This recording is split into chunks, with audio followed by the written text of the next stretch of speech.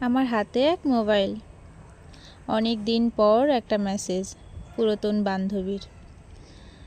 বলল হাই। আমিও বললাম হাই, তুমি কেমন আছো? বান্ধবীটা বলল আমি ভালো আছি, অনেক দিন পর কথা বললাম, খুব ভালো লাগছে তোমার সাথে কথা বলতে পেরে। আমার বর আমার পাশেই বসে, আরও অনেক কথা বললাম এই সেই আমার বান্ধবীর সঙ্গে। তারপর বর বলল, এই তুমি কি প্রেম করছো নাকি গো?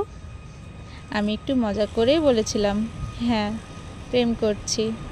তারপর কি হলো জানো? আমার বর পকেট থেকে 20 টাকা বের করে দিল আর বলল, এই নাও, আমার দেয়া 20 টাকা দিয়ে সিঁদুর কিনে নিও আর বিয়ে করে নিও, এত কষ্ট করে কথা বলতে হবে না। তারপর আমি বললাম, সিঁদুরের দাম যদি 20 টাকাই হতো তাহলে যে কেউ কিনেই পড়তে পারত।